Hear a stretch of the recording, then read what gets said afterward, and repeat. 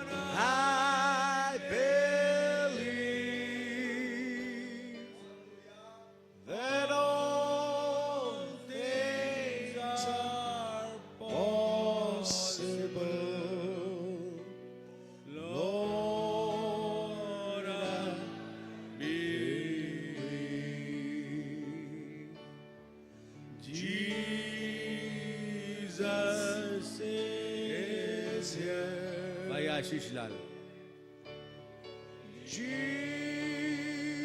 Jesus is here. All things are possible. Jesus is here. Jesus is here. Jesus is here. All things are possible. Jesus is here. आइए, जब हम लोग खड़े हैं प्रभु के पवित्र शास्त्र में, हम निकालें दूसरा कुरिन्थियों और उसका 3रा अध्याय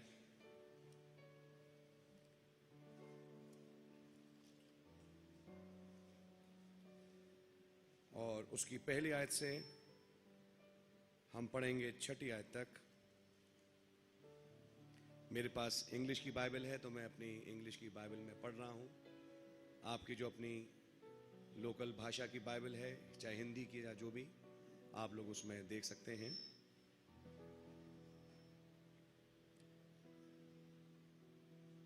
Do we begin again to commend ourselves, or need we, as some others, epistles of commendation to you or letters of commendation from you? Ye are an epistle written in our hearts, known and read of all men.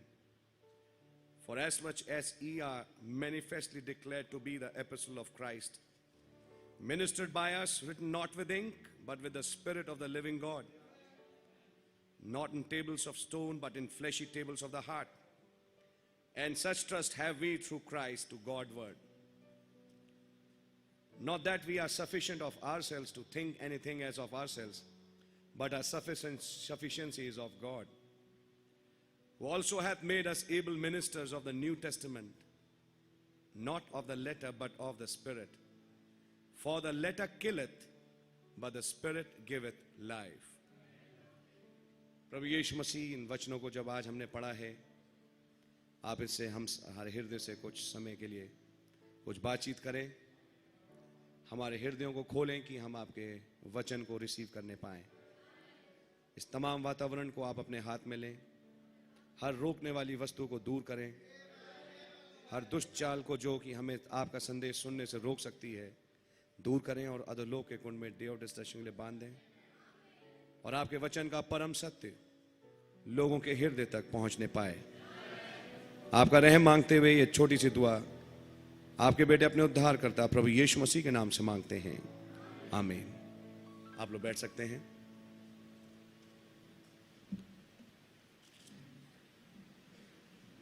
प्रभु के नाम की तारीफ हो आज शाम के सुंदर अवसर के लिए। भाई लाल ने, मेरे जो फादर हैं, उन्होंने आपके सामने मेरा एक इंट्रोडक्शन तो रखा ही है। बाकी पेशे से मैं डॉक्टर हूं और कई साल से मैं अभी प्रैक्टिस कर रहा हूं, लेकिन रिसेंटली प्रभु के हृदय से कुछ बातचीत करी और अब प्रभु की सेवा में ज़्यादा से ज़्यादा लगने की कोशिश करता हूं। प्रभु का नाम मुबारक हो। और मैं प्रभु के नाम की तारीफ करता हूं। मैं जब आप लोगों को देखता हूं मेरे को बड़ी खुशी लगती है आप लोगों को देख के, जो कि भारत के इस हिस्से में है। अभी पिछले हफ्ते में विजयवाड़ा में था, आंध्र प्रदेश में, और उसके बाद ईस्ट डिस्ट्रिक्ट गोदावरी में एक जगह पड़ती है सखीनत पल्ली, वहाँ हमारी 2 दिन की मीटिंग्स थी और खुदावन ने वहाँ पे भी बहुत बढ़िया तरीके से बातचीत करी। करीब 1000-1500 लोग थे और प्रभु ने जिस रीति से अपना आत्मा मूव किया, हम लोग बहुत ब्लेस हुए। खुदावन का आत्मा जगह जगह काम कर रहा है। आज उसने तौफीक दी कि मैं आपके शहर आ सकूं। इस सिमडेगा में, इनफैक्ट डिस्ट्रिक्ट, ज़्यादा मैं कहूँगा इस झारखंड स्टेट में मैं पहली बार आया हूँ। मैंने पहली बार इस स्टेट को देखा। It's quite a beautiful state, और यहाँ की वेजिटेशन, पेड़ पौधे, पहाड़ पठार जो भी है, आई वॉज एंजॉइंग, क्योंकि रांची से यहाँ तक करीब 4 घंटे का जो रन पड़ता है, we were seeing all these things. मेरे को बहुत अच्छा लगा। But the best part is, मेरे को सबसे प्यारी बात ये लगती है कि खुदावन के संदेश को सुनने के लिए कई लोग उत्सुक हैं। और मैं जब यहाँ आया, यहाँ के जो मैनेजर हैं ब्रदर विक्टर केरकेटा, मेरी उनसे मुलाकात हुई।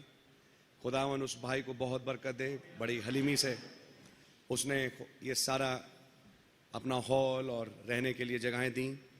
God really bless him. खुदावन का धन्यवाद हो प्रिंसिपल भाई के लिए जो कि यहाँ पर हाजिर हैं, उनको खुदावन बहुत बरकत दे। I was very please to meet him. God bless you brother. और उनके साथ जो हैं, आई सी सिस्टर मॉरिन की मदर हैं, उनकी आंटी हैं। God really bless you sisters. आप लोग बड़े दूर से आए, एंड तमाम ये लोग किलगा से और तमाम जगहों से, क्योंकि हम लोग सिर्फ सुना करते थे दिल्ली में, बट देन जब मैंने आज देखा तो आई कैन मेक आउट कि जब ट्रांसपोर्टेशन ना हो, वाहन ना हो चलने के लिए, और आप दूर दूर से आए, तो it really takes effort. God bless you all. खुदावन आपको बहुत बरकत दे। तमाम आए हुए भाई बहनों को खुदावन बरकत दे। और मैं चाहूँगा थोड़ी देर के लिए, मैं आपका ज़्यादा समय नहीं लेना चाहूँगा, मैं एक छोटा सा विषय आपके सामने रखना चाहता हूँ। मैं हिंदी में बोलूँगा, पढ़ तो मैं अंग्रेजी में चुका हूँ, लेकिन वो विषय मेरा हिंदी में ही है, क्योंकि मेरे को ये आयत हिंदी की भी याद है। लिखा है, शब्द मारता है और आत्मा जिलाता है।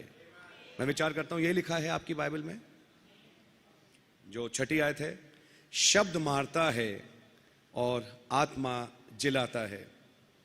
और पौलुस कह रहा है, खुदा ने हमें आत्मा का सेवक बनाया है, शब्द का नहीं।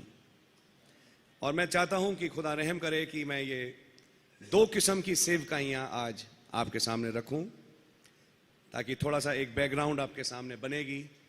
अगली 1-2 मीटिंगें, जो हमारी 2-3 मीटिंगें आपके साथ हैं, ताकि मैं आपके सामने एक ओवरव्यू रख सकूं इस संदेश का, जो हम विश्वास करते हैं, क्यों करते हैं, इसका क्या रीज़न है और ये संदेश क्या है।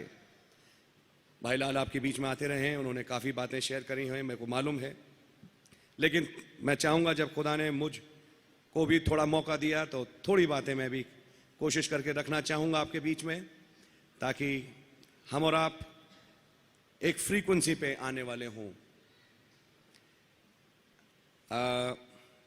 मैं इस बात को यहां से शुरू करूंगा। इस बाइबल में 66 किताबें हैं, उत्पत्ति से लेकर प्रकाशित वाक्य तक, और एक बड़ी प्यारी पुस्तक है। आज जैसे ये स्कूल है तो स्कूल की हो सकता है एक लाइब्रेरी भी हो, और तमाम इंस्टीट्यूशंस की बड़ी बड़ी लाइब्रेरीज होती हैं।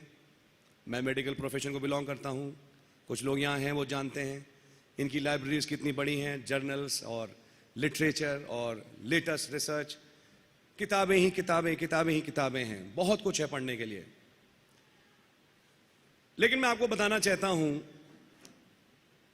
मैं पिछले 20 साल से देखता आ रहा हूं, हमारे बीच में मैडम भी हैं, वो भी जानते हैं, जानेंगी, जो ट्रीटमेंट की स्ट्रैटेजी यानी इलाज करने का तरीका आज से 20 साल पहले था किसी चीज का, आज 20 साल के बाद उसमें कई नए एडवांसेस हो गए। और कई बार तो आप ये मान के चलिए कि इलाज उस तरीके से होता ही नहीं जिस तरीके से हुआ करता था। आप लोग हैं मेरे साथ? और आप पाएंगे कि जब हमारी कॉन्फ्रेंसेस होती हैं, जब डिबेट्स होती हैं, तो आप पाएंगे कि एक डॉक्टर दूसरे डॉक्टर से किसी बात पे एग्री नहीं कर रहा। एग्रीमेंट क्यों नहीं है? क्योंकि उसका व्यू उस बात को लेके ये है, इस डॉक्टर का व्यू ये है। और आप पाएंगे कि हर एक का अपनी एक समझ है। उन्हें याद है, जैसे एक कॉमन बीमारी है हर्निया की, जो आदमियों में हो जाती है ज्यादातर, और उसमें हम लोग एक जाली डालते हैं। अब इस जाली को ही लेके 2 घंटे की वाद विवाद चालू हो गया कि जाली डालना चाहिए नहीं डालना चाहिए। मेरा मतलब कहने का यह है कि कोई 2 शख्स इस मेडिकल साइंस में किसी एक पर्टिकुलर बात पे एग्री सही मायने में पूरा नहीं करते। हर एक के पास अपने व्यूज हैं। और जब आप किताबों को पढ़ें तो किताबें जो लिटरेचर हैं वो एक दूसरे के साथ एग्री नहीं करती, और लिटरेचर एक दूसरे के साथ तफरीके में है। आप इतिहास में आ जाइए, वहां पे भी आपको यही मिलेगा। आप पॉलिटिक्स में आ जाइए, आपको भी वहां पे भी यही मिलेगा। कोई एक दूसरे के साथ एग्रीमेंट में नहीं है। लेकिन बड़ी अजीब बात है इस बाइबल की कि इसमें 66 किताबें हैं और इसके लिखने वाले 40 ऑथर्स हैं, लेखक हैं। और ये करीब 15 या 1600 साल के वक्फे में अलग अलग लोगों के द्वारा अलग अलग स्थान पे, जिस एक शख्स की दूसरे शख्स से मुलाकात भी नहीं हुई, लिखी गई। और इसकी जो किताबें थी सारी एक साथ नहीं थी, तो आज मिला ली गई। बाइबल का इतिहास ये बताता है कि ये सारी किताबें कोई यहां पढ़ी है, कोई यहां पढ़ी है। उदाहरण के तौर पे यशायाह की पुस्तक कहीं मिली, यिर्मयाह की किताब कहीं मिली, इस तरह से दाऊद के सहीफे जिसमें भजन संहिता है और ये तमाम चीजें कहीं मिले। और ये तमाम सहीफे पत्र लेके मिलाए गए ताकि ये बाइबल बने। ये इतिहास बताता है। जर्मनी का जॉन गुटेनबर्ग था जिसने प्रिंटिंग प्रेस लगाई और जिसने पहली बाइबल प्रिंट करी। लेकिन बाइबल को प्रिंट करने का काम कि एक बाइबल बनाई जाए, उसका पहला एफर्ट मार्टिन लूथर का था जर्मनी में। हम ये तमाम चीजें अच्छी तरह जानते हैं, मैं इतिहास पर ज्यादा जाना नहीं चाहता। बट आप पाएंगे कि जैसे जैसे रिफॉर्मेशन आया और लोग जो हैं मसीहत में बढ़ रहे थे, तो बाइबल की जरूरत बढ़ती गई। और ये बाइबल एक 66 किताबों का जो संग्रहालय है, ये मिला के एक पुस्तक बनाई गई ना। अजीब बात जो मैं कहना चाहता हूं वो ये है, 66 किताबें, 40 लेखक, एक लेखक दूसरे लेखक को नहीं जानता, कई सैकड़ों साल आगे पीछे। लेकिन जब सारी किताबें मिला के लिखी गईं, तो अजीब बात इस बाइबल में यह मिली कि इसमें एक भी आयत दूसरी आयत को काटती नहीं। आप चाहे उत्पत्ति की किताब खोल लें, चाहे आप भजन संहिता खोल लें, चाहे आप प्रकाशित वाक्य में आ जाएं, चाहे आप पत्रियों में आए, बोलने वाला पौलुस हो, बोलने वाला दाऊद है, बोलने वाला मूसा है, लेकिन आपको यही मिलेगा कि सब ने चाहे अलग अलग समयों में बात करी, सारी बातें मिलके एक बात है और एक दूसरे की बात को काट नहीं रहा। तो फिर ये सोचने पे आदमी विवश हुआ कि आफ्टर ऑल 40 अलग अलग लेखक, और वो भी इंसान हम और आप जैसे, जिन्होंने 66 किताबें लिखी अलग अलग समयों में, एक दूसरे से बातचीत नहीं, लेकिन जो उनकी किताब में था वो इनकी किताब में भी था। तो फिर सवाल है कि ये लिखवाया किसने? तो समझ में आया कि इसके लेखक लिखने में तो 40 लोग लगते हैं, लेकिन वो 40 लोग इस पवित्र शास्त्र को ऐसे ही नहीं लिखे। उनके पास एक अभिषेक आया और वो अभिषेक पवित्र आत्मा का था, और पवित्र आत्मा खुदा एक है, और क्योंकि वो एक है, उसकी समझ एक है। वो एक समझ इन 40 लेखकों में गई जिन्होंने 66 किताबें लिखी, और उस 66 किताब में उस एक खुदा का प्रतिरूप है और उस एक खुदा का प्रगटीकरण है, जिसमें कि आप ये देख सकें कि वो एक खुदा उत्पत्ति से लेकर प्रकाशित वाक्य तक कहां कहां चला है, कैसे चला है। खुदावन का नाम मुबारक हो। मैं आपको थोड़ा आगे ले चलूं।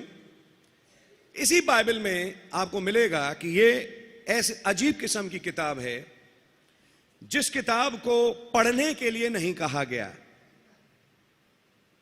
मैं आपके सामने एक आयत निकालना चाहूंगा। मैं जानता हूं कि मैं इस आयत की क्या गहराइयां हैं, लेकिन मैं शुरुआती फेज में ही इन कुछ बातों को रखना चाहूंगा, तो आपके सामने कुछ बातें आएंगी। प्रकाशित वाक्य उसका 10वां अध्याय, जब रोशनी है अभी, मैं चाहता हूं इन आयतों को पढ़ लूं, फिर बाद में तो हम बातचीत करेंगे ही करेंगे। प्रकाशित वाक्य 10वां अध्याय और उसकी पहली आयत से। भाई कोई हिंदी में किसी के पास माइक हो तो पढ़। फिर मैंने एक और बलि स्वर्गदूत को बादल ओढ़े हुए स्वर्ग से उतरते देखा। उसके सिर पर मेघधनुष था, उसका मुंह सूर्य के समान और उसके पांव आग के खंभे के समान थे जी। उसके हाथ में एक छोटी सी खुली हुई पुस्तक थी जी। उसने अपना दाहिना पांव समुद्र पर और बायां पृथ्वी पर रखा और ऐसे बड़े शब्द से चिल्लाया जैसा सिंह गरजता है। और जब वह चिल्लाया तो गर्जन के 7 शब्द सुनाई दिए। आगे। जब 7 गर्जन के शब्द सुनाई दे चुके तो मैं लिखने पर था, पर मैंने स्वर्ग से यह शब्द सुना, जो बातें गर्जन के उन 7 शब्दों से सुनी हैं उन्हें गुप्त रख और मत लिख। जिस स्वर्गदूत को मैंने समुद्र और पृथ्वी पर खड़े देखा था। एक मिनट आप रुकें, मैं आपको दिखाना चाहूंगा यहां कुछ है जो लिखने पर था लेखक यूहन्ना, लेकिन स्वर्ग से एक आवाज आई, इन्हें मत लिख। बस इस चीज को थोड़ा मन में किसी कोने में डाल लें, क्योंकि अभी तो मैं नहीं लाऊंगा इस बात पे, क्योंकि मैं कुछ और दिखाना चाह रहा हूं, लेकिन थोड़े समय के बाद ये बात जो आपको मैं बोल रहा हूं लौट के आएगी। थोड़ा सा आगे पढ़िए। जिस स्वर्गदूत को मैंने समुद्र और पृथ्वी पर खड़े देखा था, उसने अपना दाहिना हाथ स्वर्ग की ओर उठाया, और जो युगान युग जीवता है, और जिसने स्वर्ग को और जो कुछ उसमें है, और पृथ्वी को और जो कुछ उस पर है, और समुद्र को और जो कुछ उसमें है सृजा, उसकी शपथ खाकर कहा, अब तो और देर ना होगी जी।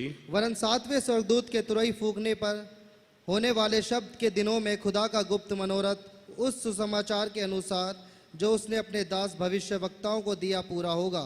एक 7वां दूत है, प्रकाशित वाक्य 10:7 में, 10:1 में एक बलि स्वर्गदूत है, एक छोटी सी खुली हुई किताब है। 8वें आयत से पढ़िए। जिस शब्द को मैंने स्वर्ग से बोलते सुना था, वह फिर मेरे साथ बातें करने लगा। जो स्वर्गदूत समुद्र और पृथ्वी पर खड़ा है, उसके हाथ में की खुली हुई पुस्तक ले ले। मैंने स्वर्गदूत के पास जाकर कहा, ये छोटी पुस्तक मुझे दे। उसने मुझसे कहा, ले इसे खा ले, ये तेरा पेट कड़वा तो करेगी, पर तेरे मुंह में मधु सी मीठी लगेगी। बाइबल की जब मैं इस आयत को पढ़ा तो मुझे थोड़ा झटका लगा। बस गॉड ब्लेस यू भाई, क्योंकि मैंने पाया कि बाइबल में यहां पे बोला ये गया, ले और इस पुस्तक को खा जा। अगर कहने वाला ये कहता ले और इस पुस्तक को पढ़ जा, तो बात मुझे समझ में आती। लेकिन एक अजीब किस्म की किताब है जो पढ़ने के लिए दी ही नहीं गई।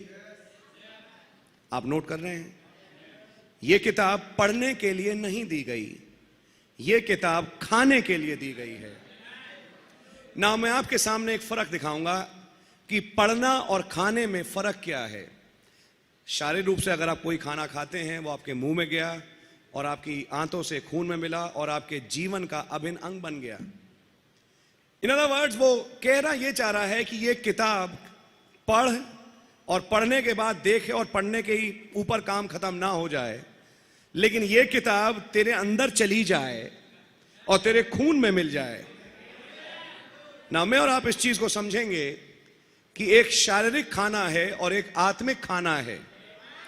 और वो आत्मिक खाना वचन सुनने के बाद फिर जो आपकी समझ है उस समझ का चलना जरूरी है, क्योंकि उस समझ के द्वारा जो कि खुदा ही खोलता है वो खाना यानी वचन आपके जीवन में पचेगा। मैं सोचता हूं आपको इतने बात समझ में आती होगी। मैं इस चीज को दिखा के अब मैं चाहूंगा मैं वापस आऊं आपके साथ 2 कुरिन्थियों उसके 3 अध्याय पे, और मैं चाहूंगा कि भाई मेरे साथ उस 6 आयत को पढ़ दें। जिसने हमें नई वाचा के सेवक होने के योग्य भी किया, शब्द के सेवक नहीं वरन आत्मा के, क्योंकि शब्द मारता है पर आत्मा जिलाता है। शब्द मारता है वरन आत्मा जिलाता है। 2 किस्म की सेवकाइयां हैं, एक शब्द की और एक आत्मा की। और आज मैं आपके साथ आधा 1 घंटा जो भी समय मेरे पास है और आपके पास है, मैं सिर्फ इस बात को समझाने में लगाऊंगा। एक छोटी बैकग्राउंड होगी आज कि आत्मा की सेवकाई किसे कहते हैं और शब्द की सेवकाई किसे कहते हैं। शब्द मारता है वरन आत्मा जिलाता है। मैं आपको दिखाना चाहता हूं, यह लेखक जो बोलने वाला है कौन है? पौलुस। और अब पौलुस के इतिहास पे जाएं, जो कह रहा है मैं शब्द का नहीं आत्मा का सेवक हूं, तो पौलुस एक समय शब्द का सेवक था। और मैं दिखाना यह चाहता हूं आपको कि यही वो पौलुस है। भैया इसको रहने दीजिए, भाई हरमन इसको रहने दीजिए, कोई प्रॉब्लम नहीं है, बहुत बढ़िया मौसम है। God bless you. अब हम वचन में हैं तो मैं चाहूंगा कि यहां कोई डिस्टर्बेंस ज्यादा ना हो। हम शब्द के सेवक हैं, हम आत्मा के सेवक नहीं हैं। पौलुस गमालियल के चरणों पे पड़ा है। पौलुस को वचन के बारे में सारा ज्ञान है। पौलुस के जमाने का जो वचन था वो उत्पत्ति से लेकर मलाकी तक था, जो कि व्यवस्था थी। नया ऐदनामा तो बाद में लिखा गया, लेकिन उत्पत्ति से लेकर मलाकी तक जो भी पुराना ऐदनामा था उसे सन पौलुस अच्छी तरह जानता था। पौलुस ने, जैसे आप बैठे गमालियल की मीटिंग अटेंड करें, गमालियल बैठ के उसको पढ़ाता था, वो एक टीचर था। आज की तारीख में कहें तो वो एक थियोलॉजिकल सेमिनरी थी, जिसमें कि लोगों को, प्रीस्ट को, याजकों को ट्रेन किया जाता था। एंड आप पाएंगे कि पौलुस ने ट्रेनिंग ली गमालियल के द्वारा। बाइबल बताती है, बाइबल में बहुत ढेर सारी आयतें हैं, और गमालियल के द्वारा जो ट्रेनिंग थी, जो कि उस समय का टॉप स्कूल था, गमालियल से बढ़िया सिखाने वाला कोई था नहीं। और उस शिक्षा को लेने के बाद पौलुस सबसे बेस्ट स्टूडेंट था। और इनफैक्ट पौलुस के अंदर जील थी, यानी क्या कहेंगे, खुदा के प्रति जलन थी। पौलुस में आग थी, पौलुस में समझ थी, पौलुस में वचन को याद करने की क्षमता थी। मैं आपको बताना चाहता हूं कि उसने बाइबल की आयतें रट रखी थी। वहां पे बाइबल स्टडी दी जाती थी, और जब बाइबल स्टडी होती थी तो बाइबल स्टडी में उन्हें आयतें बताई जाती थी। आज की हमारी आयत है, आज की हमारी आयत है, और वो आयतों को पौलुस ने रटा। और केवल वो ही नहीं रटा, वो अपने स्पेयर टाइम पे बैठ के खूब वचन पढ़ता था, और उसने सारी बाइबल रट रखी थी। आप है मेरे साथ? लेकिन जब एक दिन उसके सामने एक सवाल आया मसीहत को लेके, पौलुस उसका सबसे बड़ा दुश्मन बना। यहां तक कि जब मसीह लोग, मसीहत फैलना चालू हुई, तो पौलुस जो अपने याजकों के साथ है, उसने इस मसीहत के बारे में सुना। उन्होंने कहा कि कोई आदमी आया है जो लोगों को चंगा करता है, अंधों को आंखें देता है, रोगियों को ठीक करता है, और अजीब अजीब बातें बताता है। कहता है मैं और मेरा पिता एक हैं। कहता है जिसने मुझे देखा उसने पिता को देखा है। कहता है मैं खुदा का पुत्र हूं। कहता है मुझे गुनाह माफ करने की शक्ति दी गई है। पौलुस भाई, क्या तुमने कभी ऐसा सुना? बोले मैंने तो कभी नहीं सुना। बोले केवल यही नहीं, उसे यरूशलेम में मार दिया गया, कलवरी क्रूस पे लटका दिया गया। लेकिन जाने क्या हुआ, हमें तो यही लगता है कि उसकी लाश लोगों ने चुरा ली। आप हैं मेरे साथ? हमें तो यही लगता है कि उसकी लाश चुरा ली और उन्होंने एक अफवाह चालू कर दी, वो जी उठा। अब मालूम नहीं कि जी उठा नहीं जी उठा, लेकिन कुछ लोग कहते हैं हमने अपनी आंखों से देखा वो जी उठा। और उसके बाद 40 दिन पृथ्वी पे दिखाई भी दिया, और उसके बाद फिर वो उनके देखते थे बताते हैं जैतून पहाड़ से ऊपर चला गया। फिर 50वें दिन यानी 10 दिन और के बाद जो 50वां दिन आया, 120 लोग ऊपरी बाला खाने यानी एक कमरे में थे। जब जोर से हवा चली कमरे में, एक आग उतरी और वो बट गई और आग की जीभें लोगों के ऊपर बैठ गईं। और जब आग की जीभें बैठ गई, सब अन्य भाषा बोलने लगे।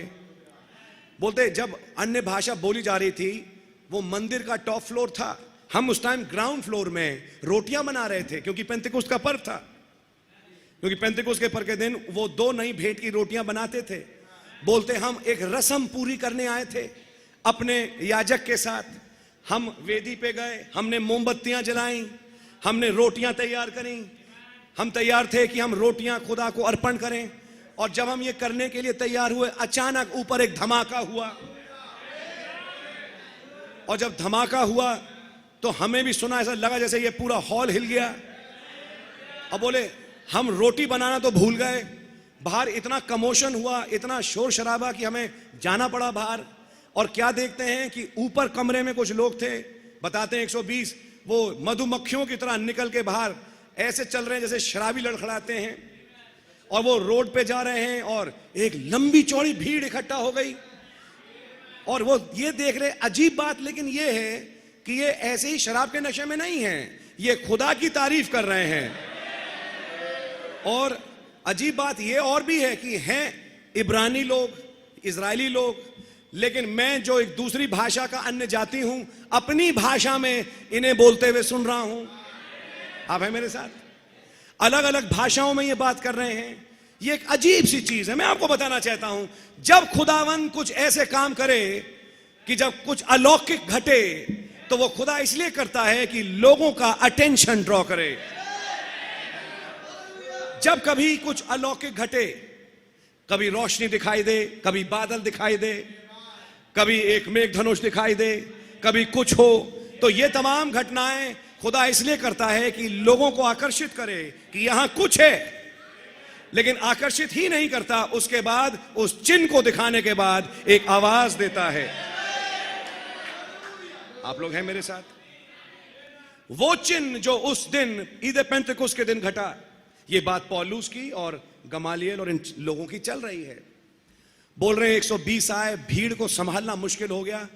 और उसके बाद उन्होंने बपतिस्मे का प्रचार किया प्रभु यीशु मसीह के नाम में। बोलते हमारे देखते देखते 3000 लोगों ने प्रभु यीशु मसीह के नाम में बपतिस्मा भी ले लिया।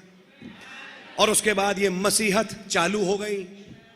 बोलते मसीहत क्या चालू हो रही है? हमारे हैकल, हमारी सभाएं, उसमें लोग आना कम हो गए।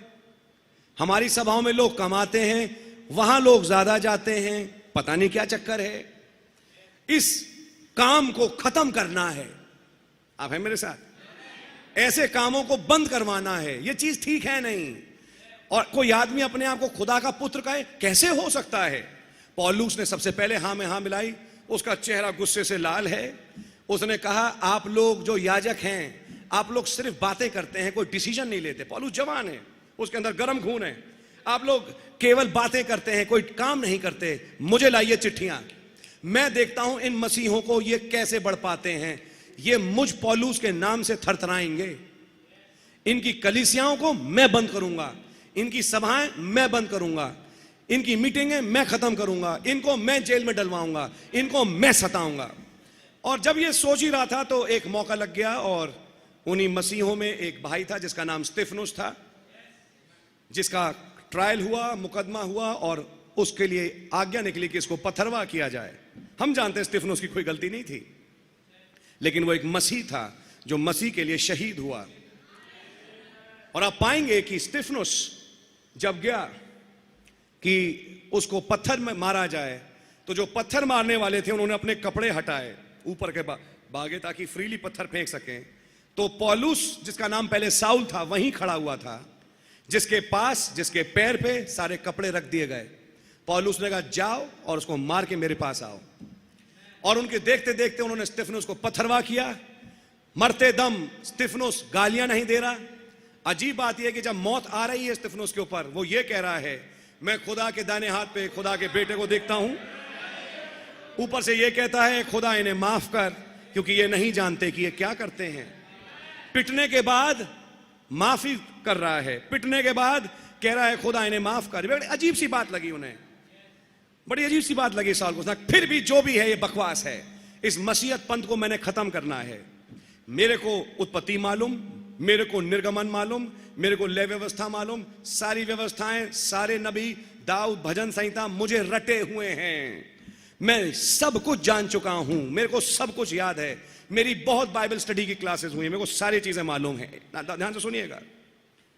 और तब उसने चिट्ठियां ली। मैंने सुना है कि दमिश्क में कुछ लोग हैं जो कि मसीहत के नाम पे चर्च चला रहे हैं। मुझे चिट्ठी लाइए हैकल से, मुझे ऑर्डर दीजिए, मैं जाऊंगा और उनका चर्च मैं बंद करवा के आऊंगा। आप हैं मेरे साथ? कुछ सेवक लिए साथ में, एक रथ लिया और घोड़े पे सवार होके पौलुस जा रहे हैं दमिश्क के रास्ते पे। अभी रास्ते पे जा रहे हैं, दिन के 12 बजे का समय है और आपको मालूम है 12 बजे की धूप कैसी होती है। लेकिन 12 बजे के सूरज से भी कहीं ज्यादा तेज एक अजीब किस्म का अलौकिक प्रकाश रास्ते में जबरदस्त तरीके से साउल के ऊपर चमका।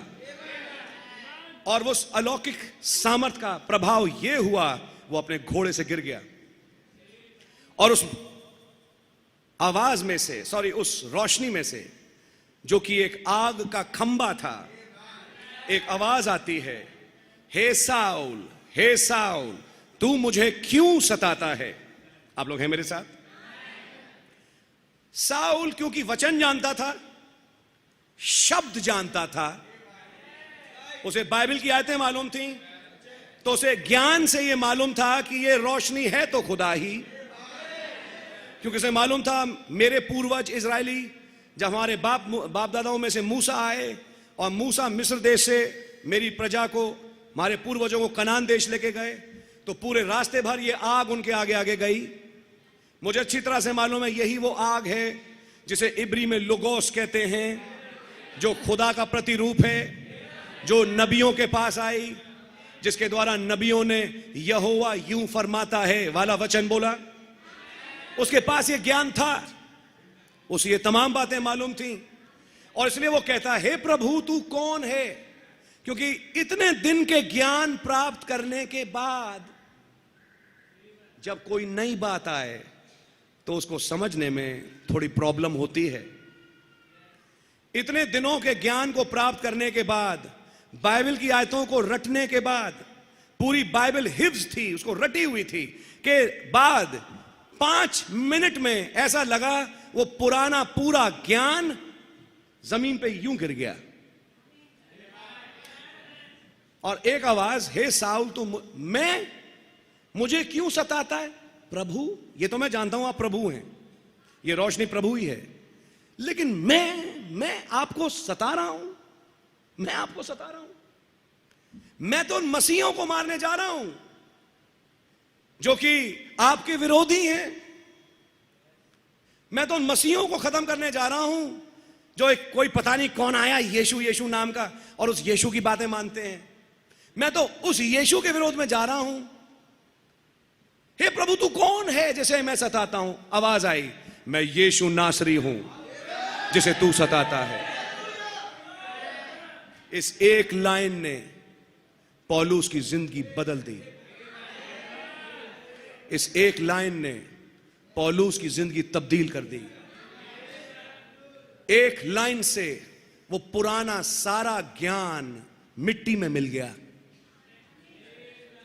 और उसे यह समझ में आए कि इतने दिन जो गमालियल के चरणों पे बैठ के मैंने सीखा वो सब कूड़ा था। अगर आप फिलिपियों की पत्री पढ़ें तो वहां पौलुस कहते हैं, क्योंकि समय निकलता जा रहा है, मैं सिर्फ रेफरेंस दे रहा हूं आपको। फिलिप्पुस की पत्री में लिखा है, उस मसीह की ज्ञान की उत्तमता के कारण मैं अपनी उपलब्धियों को कूड़ा समझता हूं।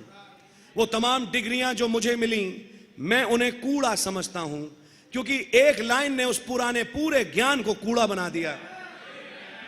आप हैं मेरे साथ?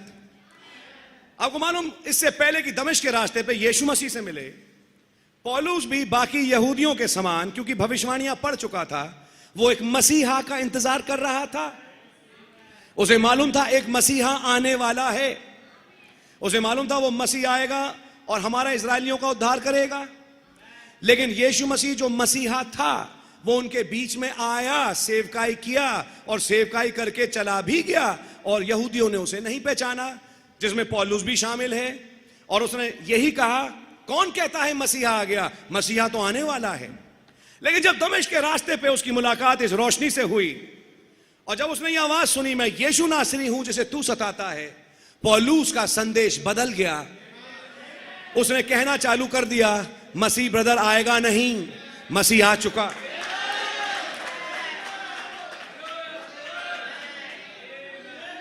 मैं आपको आज शाम ये दिखाना चाहता हूं, जो पहली आमद में हुआ वही आज दूसरी आमद में होगा। मैं आपको यह बताना चाहता हूं, कहीं ऐसा तो नहीं कि आप भी मसीहा का इंतजार कर रहे हैं और मसीहा आ चुका हो सकता है इन बातों को सुन के झटका लगे, क्योंकि ये बातें आम जगहों पे करी जाती नहीं। लेकिन मैं वचन के अनुसार कुछ चीजों को दिखाने की कोशिश करूंगा आपके सामने। कौन है, क्या है, कैसे है, क्या पता, मैं आपके सामने चीजें रखूंगा। प्रभु रहम करे, क्योंकि मसीह तो आएगा और अपना सारा काम करेगा, लेकिन आपके और मेरे विचार के अनुसार नहीं, वचन के अनुसार। मसीह आएगा और करेगा, दूसरी आमद में भी जो लिखा है, उसके लिए जो लिखा है वो काम पूरा करेगा, दूसरी आमद में भी। लेकिन काम पूरा करेगा आपकी और मेरी अकल के अनुसार नहीं, लेकिन जैसा पवित्र शास्त्र बताता है उसके अनुसार। आप लोग हैं मेरे साथ? जब उसने कहा मैं यीशु नासरी हूं जिसे तू सताता है, पौलुस के दिमाग में एक लंबी चौड़ी लाइन चालू हो गई। मतलब प्रभु यीशु मसीह आप ही खुदा हैं? लेकिन वो तो एक आदमी आया था, और मैं तो जानता हूं एक इजरायली होने के नाते कि आग यहोवा है, जिसे पुराना इजरायली सब जानता है, जो कि मूसा के जमाने से चलता चला आ रहा है। मानो की, ऐसा लिखा नहीं है, लेकिन मानो की आवाज ने यह कहा हो, जो कि पौलुस के अंदर आवाज कौन रही है, कि पुराने ऐदनामे का यहोवा नए ऐदनामे का यीशु मसीह है। पौलुस को समझ में एक बड़ी बात आई, युग बदल गया, समय बदल गया। हमारे साथी लगे हुए हैं व्यवस्था में, लेकिन खुदा निकल गया आत्मा में। और तब उसने सोचा होगा, हे प्रभु ये क्या चक्कर है, मैंने सारी आयतें याद करी, सारी आयतें हिफ्ज करी, सारी आयतें मेरी फिंगर टिप्स पे थी, लेकिन मैं आपको तब भी नहीं पकड़ पाया। कितनी अजीब बात है। और अकेला मैं नहीं, मेरे साथ तो हन्ना है, कैफा है, मेरे साथ तो पूरी याजक पद्धति है, फकी फरीसी और सदूकी समाम, ये सब मेरे साथ आयतें रोज पढ़ते हैं, हैकल में, मंदिर में जाके रोज बाइबल पढ़ते हैं, आपको नहीं पहचान पाए। मैं आपके सामने एक उदाहरण रखता हूं। एक दिन की बात है, जब मरियम के द्वारा, मरियम में से होते हुए यीशु निकल के आया। आप हैं मेरे साथ? और जब वो यीशु निकल के आया, वो 8 दिन का था, और शरीयत के अनुसार उसका खतना होना था। खतना समझते हैं सब लोग? खतना कई लोग हैं जो कि ऐसे देख रहे हैं तो शायद उन्हें नहीं मालूम खतना किसे कहते हैं। यहूदियों में और आज इवन मुसलमानों में यह प्रथा है, वचन के अनुसार खुदा ने अब्राहम को दी थी, कि जो नर बच्चा है उसके जो नर का हिस्सा है उसके आगे की खाल काटी जाती है, इसे खतना कहते हैं। आप हैं मेरे साथ? मुसलमानों में होता है, लेकिन हम क्रिश्चियंस में ये तमाम चीजें सब नहीं है। लेकिन ये तमाम बातें खुदावन ने अब्राहम से बोली थी। ये सिर्फ मैं आपको एक ज्ञान के रूप में देता हूं बात, आप पढ़िएगा, वचन में ये बातें लिखी हैं। और व्यवस्था ये कहती थी, जब तुम्हारे घर में एक बेटा पैदा हो तो 8वें दिन उसका खतना हो, जिसके लिए उसे मंदिर लाया जाए ना। ये यीशु मसीह कौन है और ये मरियम कौन है? तो बाइबल में लिखा है, मेरे साथ निकालें यशायाह की किताब, तब आपको बात समझ में आएगी। यशायाह की पुस्तक और उसका 7वां अध्याय, और भाई उसकी 6वीं आयत 14वीं आयत पढ़ दें। यशाया 7:14। इस कारण प्रभु आप ही तुमको एक चिन्ह देगा। सुनो, एक कुमारी गर्भवती होगी और पुत्र जनेगी और उसका नाम इमैनुएल रखेगी। God bless you. एक कुंवारी गर्भवती होगी, एक पुत्र जनेगी और उसका नाम इमैनुएल रखा जाएगा। God really bless you. आप लोग हैं मेरे साथ ना? आपको बात समझ में आएगी। जब मरियम जा रही है उस यीशु को लिए, तो यशाया 7:14 जो बाइबल की एक आयत है, आप हैं मेरे साथ? ये खुदा का कलाम है। लेकिन वो कुंवारी अब एक औरत बन चुकी है। जो लिखा था कुंवारी गर्भवती होगी, तो मरियम अब वो कुंवारी है और एक पुत्र को जनेगी और यीशु बालक वो बच्चा है। आप हैं मेरे साथ? तो ये औरत और एक बच्चा ही नहीं है, ये यशाया 7:14 मुजस्सम यानी देहधारी है। जरा इन शब्दों को गौर से समझने की कोशिश करिएगा। वचन, ये जो बाइबल में लिखा है, ये पूरा होता है। वचन देहधारी होता है। ये शब्द कुंवारी जो लिखा है VIRGIN, कुंवारी, ये तो शब्द था बाइबल में, लेकिन ये कुंवारी एक औरत के रूप में खड़ी हो गई और वो बच्चा जिसे उसने जन्ना था, वो एक बच्चा उसके गोद में है। और ये मरियम इस बच्चे को गोद में लेके 8वें दिन खतना कराने गई, और एक केवल ड्रामा के तौर पे एक बात को समझाने के लिए। और मान लीजिए उस दिन एक महायाजक है, उसकी आदत है रोज बाइबल पढ़ना, और उसने यशाया 7:14 ही निकाल रखा है, और यशाया 7:14 निकाल के वो पढ़ता हुआ जा रहा है। देखो, एक कुंवारी गर्भवती होगी, एक पुत्र जनेगी और उसका नाम इमैनुएल रखा जाएगा। और इधर सारी ये औरतें लाइन बना के खड़ी हुई हैं। आप हैं मेरे साथ? ये सारी औरतें लाइन बना के खड़ी हैं। उस लाइन में मरियम भी है अपने बच्चे को लेके। देखिए खुदा कितने अजीब तरीके से काम करता है। ये सारी औरतें लाइन बना के खड़ी हैं, उस लाइन में मरियम भी है, उसके पास भी एक बच्चा है। और ये याजक पढ़ता हुआ जा रहा है यशाया 7:14, और एक कुंवारी गर्भवती होगी, एक पुत्र जनेगी, उसका नाम है। और जाते जाते गलती से याजक की कोहनी मरियम की कोहनी से लग गई, तो कुंवारी गर्भवती, बाइबल हाथ से हिल गई। मुड़ के देखा याजक ने, कौन हो तुम, कहां से आई हो? बोल रहा मैं बच्चे का खत्म। तुम्हें तमीज में नहीं है कि कैसे खड़ा होना चाहिए? आपको यह नहीं मालूम कि चर्च में कैसे खड़ा हुआ जाता है? ध्यान से पकड़ के बच्चे को खड़े हो। आप देख नहीं रही कि मैं बाइबल पढ़ रहा हूं? आप हैं मेरे साथ? क्या आपको दिखाई नहीं दे रहा मैं बाइबल पढ़ रहा हूं? मैं बाइबल पढ़ रहा हूं, आपकी कोहनी मुझसे लग रही है, आपको यह भी तमीज नहीं कैसे खड़ा हुआ जाता है? उस बेचारे याजक को यह नहीं मालूम कि जिसको वो पढ़ रहा है अभी अभी उससे उसकी टक्कर हुई।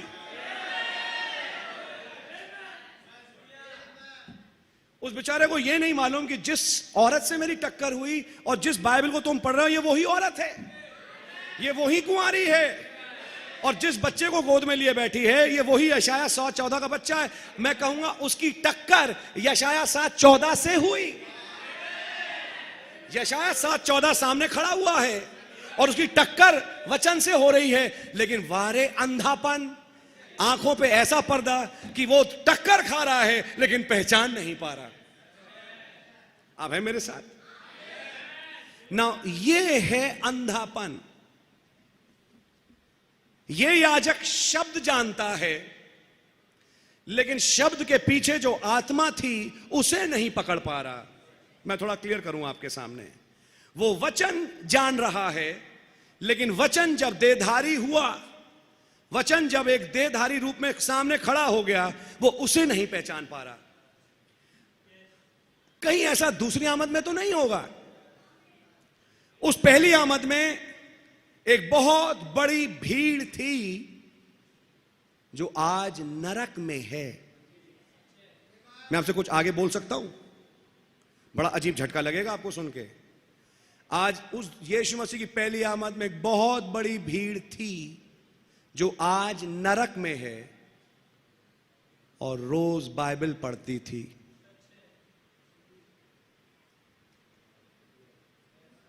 मैं सोचने का मौका दे रहा हूं।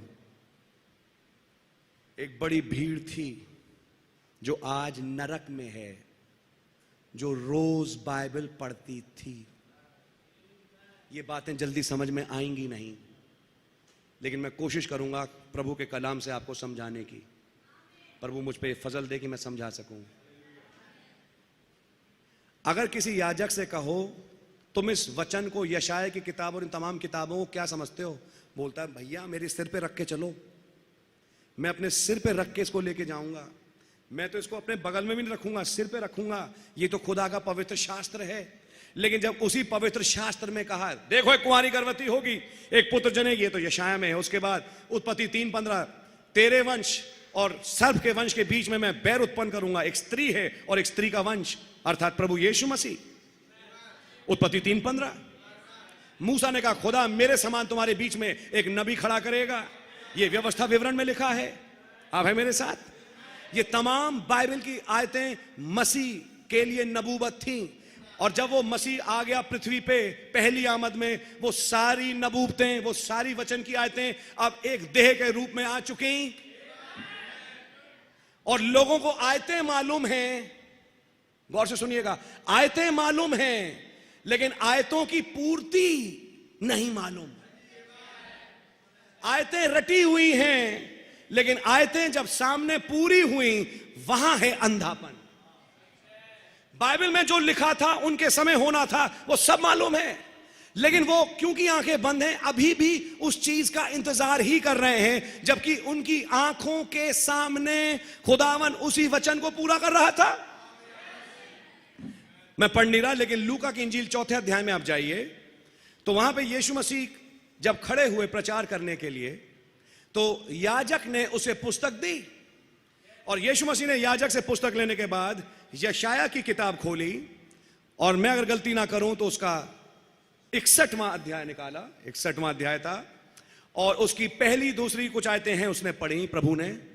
यकीन मानिए यीशु मसीह ने पूरी आयत भी नहीं पढ़ी। यीशु मसीह ने एक आयत यशाया की केवल आधी पढ़ी, और उतना हिस्सा पढ़ने के बाद प्रभु का आत्मा मुझ पे है कि मैं कंगालों को सुसमाचार सुनाऊं, गरीब दरिद्रों को सुनाऊं, जो अंधियारे में हैं उन्हें ज्योति दूं, जो बंदी गृह में हैं उन्हें छुड़ाऊं, और अंधों को आंखें, और ये तमाम चीजें, और खुदा के प्रसन्न रहने के वर्ष का प्रचार करूं। और इतना पढ़ने के बाद यीशु मसीह ने बाइबल बंद कर दी और याजक को दे दी। आप बाइबल खोल के देखिए कि यीशु मसीह ने पूरी आयत पढ़ी, तो आपको मिलेगा वो जो दूसरी आयत है यीशु मसीह ने पूरी पढ़ी नहीं, क्योंकि यशाया 61 में वो जो दूसरी आयत है वहां ये है, और उसके प्रसन्न रहने के वर्ष का, और वहां लिखा यशाया में, और पलटा लेने वाले वर्ष का प्रचार करूं। ये जो और पलटा लेने वाले वर्ष का प्रचार वाला हिस्सा है वो यीशु मसीह ने पढ़ा ही नहीं। यीशु मसीह ने केवल आधी आयत पढ़ी। इतना पर्टिकुलर है प्रभु यीशु मसीह, आधी आयत पढ़ी और आधी आयत पढ़ के बंद करके पुस्तक जो है यशाया, उसकी यशाया की याजक को दे दी, और लोगों की ओर मुड़ के कहा आज ये लेख तुम्हारी आंखों के सामने पूरा हुआ है। यीशु मसीह यूं ही नहीं पढ़ रहा, वो वचन के उस हिस्से को पढ़ रहा है जो उनके जमाने में पूरा हुआ। आप लोग हैं मेरे साथ? लेकिन जो शब्द के सेवक हैं, अब मैं कहूं इस बात को, जो शब्द की सेवकाई करना जानते हैं, जिन्होंने केवल शब्दों को रटा है, उन्हें वो आत्मा जो कि देहधारी हुआ, जो शब्द का असली मतलब था, उसे समझने में उनको बाधा आई। उनके सामने एक अंधापन था जब वो वचन उनकी आंखों के सामने देहधारी हुआ। और यही प्रॉब्लम पौलुस के साथ थी। लेकिन दमिश्क के रास्ते पे जब उसकी मुलाकात उस रोशनी से हुई, मैं यीशु नासरी हूं जिसे तू सताता है, पौलुस को समझ में आया अब तक मैंने केवल शब्द की सेवा करी, मुझे सेवा करनी है अब आत्मा की। और भाइयों और बहनों, मैं आपको बताना चाहता हूं, जब आत्मा की सेवकाई करना चालू करोगे तो आत्मा शब्द नहीं समझाता, शब्द के पीछे जो छिपा अर्थ है वो समझाता है। तब आपको मैं अब कुछ कहूंगा, हमें वो नहीं समझना जो लिखा है। ध्यान से सुनिएगा, हमें वो नहीं समझना जो लिखा है, हमें वो समझना है जो लिखे के पीछे छिपा है।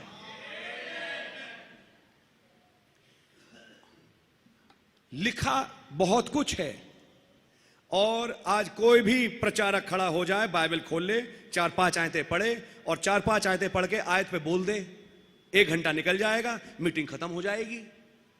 क्या है विचार आपका? लेकिन हम उस शब्द के सेवक नहीं हैं। और पौलुस कह रहा है हम शब्द के सेवक नहीं, शब्द मारता है। क्योंकि अगर शब्द के सेवक हो, शब्द मारेगा। इसका सबसे बड़ा उदाहरण बपतिस्मा है। मत्ती 28:19 को जो शब्द के जानने वाले हैं पढ़ेंगे, तो शब्द कहता है, यीशु मसीह ने कहा सारे जगत में जाओ, सुसमाचार सुनाओ, चेला बनाओ और उन्हें पिता, पुत्र और पवित्र आत्मा के नाम से बपतिस्मा दो। ये किसने कहा? शब्द ने। किसके शब्द? प्रभु यीशु मसीह के ही शब्द हैं। ध्यान से सुनिएगा। लेकिन 10 दिन के बाद यीशु मसीह चले गए। फिर 10 दिन के बाद जब पवित्र आत्मा पेंतिकुस्त के दिन आया और उसने चेलों की अक्लें खोली, आप लोग हैं मेरे साथ, तो उनमें से एक खड़ा हुआ जिसका नाम पतरस है। और प्रेरितों काम 2 अध्याय उसकी 38वीं आयत के अनुसार संत पतरस ने कहा, मन फिराओ और अपने अपने गुनाहों की माफी के लिए प्रभु यीशु मसीह के नाम से बपतिस्मा ले, तो तुम पवित्र आत्मा का दान पाओगे। ना जो शब्द जानते हैं तुरंत वो एक प्रॉब्लम पकड़ेंगे, और वो प्रॉब्लम इस रूप से पकड़ेंगे। एक तरफ बाइबल कह रही है बाप बेटा रूल कुदुस के नाम से बपतिस्मा दो, एक तरफ बाइबल कह रही है प्रभु यीशु मसीह के नाम से बपतिस्मा दो। यीशु मसीह ने सिखाया पिता पुत्र पवित्र आत्मा के नाम से बपतिस्मा दो। पतरस कह रहे हैं प्रभु यीशु मसीह के नाम में बपतिस्मा लो। ना हम किसकी माने? आप हैं मेरे साथ? फिर सवाल यह आएगा कौन बड़ा है, पतरस है बड़े हैं या यीशु मसीह बड़े हैं? लेकिन फिर सवाल यह भी आएगा कि ये पतरस बोल रहा है या पवित्र आत्मा बोल रहा है? क्योंकि प्रेरितों काम 2:38 में ये पतरस नहीं बोल रहा, ये पवित्र आत्मा पाया हुआ पतरस बोल रहा है। और ये शब्द पतरस के नहीं है, ये शब्द पवित्र आत्मा के हैं। और तब सवाल ये पूछिए, क्या पवित्र आत्मा बड़ा है या यीशु बड़ा है? तो जवाब ये मिलेगा, ना पवित्र आत्मा बड़ा ना यीशु। यीशु और पवित्र आत्मा एक ही है। लेकिन तब एक सवाल उठेगा मन में, एक तरफ बाइबल कह रही है प्रभु यीशु मसीह के नाम में, एक तरफ बाइबल कह रही है बाप बेटे रूल कुदुस के नाम में। लेकिन जो शब्द के पढ़ने वाले हैं वो कंफ्यूजन में कहेंगे, भैया ये तो एक बहुत बड़ा भेद है ट्रिनिटी का जिसे कोई नहीं समझ सकता। मैं आपको बताना चाहता हूं, सब समझ सकते हैं, लेकिन तब समझ सकते हैं जब पवित्र आत्मा समझाए। आप लोग हैं मेरे साथ? जो शब्द के सेवक हैं वो शब्दों पे अड़ जाते हैं, जो आत्मा के सेवक हैं वो ये समझते हैं कि शब्द में कहा क्या गया। आइए मैं थोड़ा सा इस बात को क्लियर करूं आपके सामने, इस बपतिस्मे वाली ही थोड़ी सी बात को लेके। जब यीशु मसीह ने कहा जाओ और पिता पुत्र पवित्र आत्मा के नाम से बपतिस्मा लो, तो अगले ने लिया एक आदमी को और डुबकी दी या छिड़क दिया और कहा मैं तुझे खुदा बाप, खुदा बेटा, खुदा रूल कुदुस के नाम से बपतिस्मा देता हूं। और इस आदमी ने यह सोचा कि मैंने यीशु मसीह की आज्ञा को पूरा किया। लेकिन जब थोड़ा गौर से देखें तो इस आदमी ने यीशु मसीह की आज्ञा को पूरा नहीं किया। आइए मैं इसको और समझाऊं। मान लीजिए मैं केले भाई खड़े हैं, थोड़ा आगे जाओ भैया, एक डेमोन्स्ट्रेशन के तौर पे ताकि सब समझ सकें। मैंने केले भाई से कहा केले भाई एक गिलास पानी ले आओ। आपने सुना मेरी शब्दों को? मेरे शब्द, केले भाई एक गिलास पानी ले आओ। आप जोर से मेरे शब्द दोहरा दीजिए। केले भाई एक गिलास पानी ले आओ। भाई केलेब ने क्या किया? जो मैंने बोला वो दोहरा दिया। आप है मेरे साथ? जो मैंने कहा उसे दोहरा दिया। लेकिन मैं सवाल पूछना चाहता हूं, क्या उसने, केले भाई ने आज्ञा का पालन किया? आपका क्या विचार है? शब्दों को दोहराना आज्ञा का पालन है? मैं तुमसे कहता हूं जाओ सारे जहान में और उन्हें पिता पुत्र पवित्र आत्मा के नाम में बपतिस्मा दो। मैं तुझे पिता पुत्र पवित्र आत्मा के नाम से बपतिस्मा देता हूं। ये क्या हुआ? शब्द दोहरा दिया। जो वाक्य यीशु मसीह ने कहे वही वाक्य दोहरा दिए। लेकिन क्या ये आज्ञा का पालन हुआ? आज्ञा का पालन तब होता जब भाई केले बोलते तो कुछ नहीं, लेकिन पानी निकालते गिलास में और मेरे पास लेके आ जाते। ये समझ के आज्ञा का पालन हुआ। आप हैं मेरे साथ? इसलिए जरूरी यह होगा कि आत्मा जिसने पतरस को कुछ समझाया जिसके कारण पतरस ने कहा प्रभु यीशु मसीह के नाम से बपतिस्मा लो। जरूरत है कि वही पवित्र आत्मा हमें भी कुछ समझाए, क्योंकि याद रखिएगा जब तक शब्द पढ़ेंगे तो मरेंगे, क्योंकि शब्द मारता है और आत्मा जिलाता है। और ईद पेंतिकुस्त के दिन शब्द नहीं आया, आत्मा उतर के आया।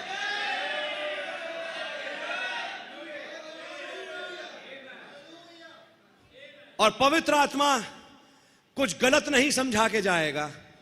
मेरी और आपकी समझ गलत हो सकती है, लेकिन पवित्र आत्मा की शिक्षा कभी गलत नहीं हो सकती, क्योंकि प्रभु यीशु मसीह ने कहा जब पवित्र आत्मा आएगा वो तुम्हें मेरी बातों से लेके सारी बातें समझाएगा। अगर यीशु मसीह ने कहा पिता पुत्र पवित्र आत्मा के नाम से बपतिस्मा लो, तो जरूरत है कि पवित्र आत्मा इस यीशु मसीह के वाक्य को लेके पतरस को कुछ समझाए। और उसने पतरस को कुछ समझाया। क्या समझाया मैं आपको 2 मिनट में बताता हूं, आप सुन भी चुके होंगे, लेकिन एक केवल उदाहरण रखने के लिए। वो बात इस प्रकार से है, यीशु मसीह ने क्या कहा था? पिता पुत्र और पवित्र आत्मा के नाम से बपतिस्मा दो। पिता पुत्र और पवित्र आत्मा के नाम से बपतिस्मा दो। अब सवाल पूछिए, क्या पिता नाम है? यहां कई पिता बैठे हैं जिनके बच्चे हैं। क्या बेटा नाम है? यहां कई बेटे बैठे हैं, मैं भी एक बेटा हूं एक बाप का। अगर मैं यहां 10 ऐसे बेटों को खड़ा कर दूं और मैं कहूं बेटा इधर आओ, कौन सा बेटा आएगा? या तो सब आएंगे या एक भी नहीं आएगा, या ये शब्द होगा क्या मैं, क्या मैं, क्या मैं। अगर मैं कहूं बाप इधर आओ, या तो सब आएंगे या कोई नहीं आएगा, या ये कहेंगे क्या मैं, क्या मैं, क्या मैं। क्योंकि बाप नाम नहीं है, बाप एक टाइटल है, यानी लकब है, ओहदा है। बेटा नाम नहीं, एक ओहदा है। रूल कुदुस भी एक ओहदा है, खुदा का ऑफिस है, काम करने का कार्य क्षेत्र है। लेकिन आज्ञा क्या थी? पिता पुत्र और पवित्र आत्मा के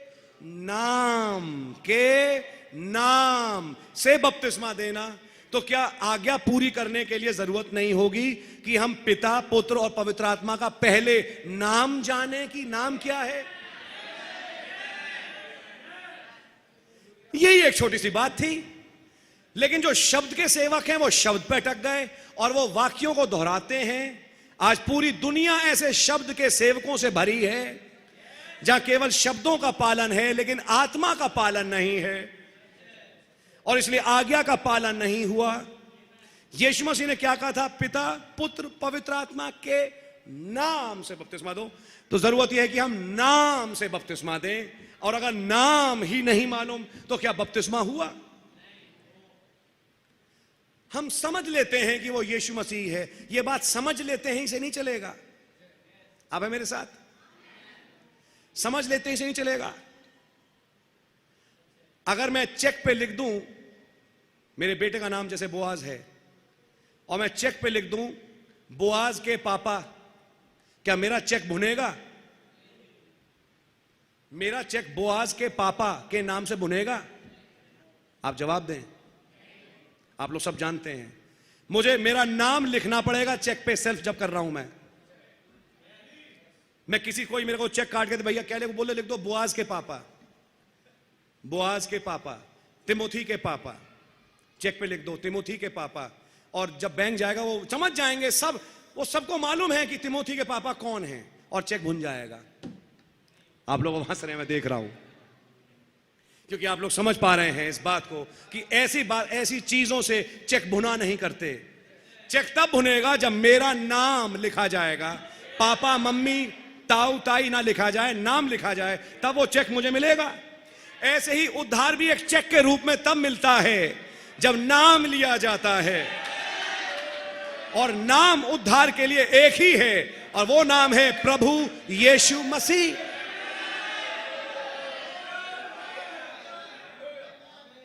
पिता का क्या नाम है? यूहन्ना 5:43, मैं अपने पिता के नाम से आया हूं, मेरा नाम यीशु, फिर पिता का नाम यीशु।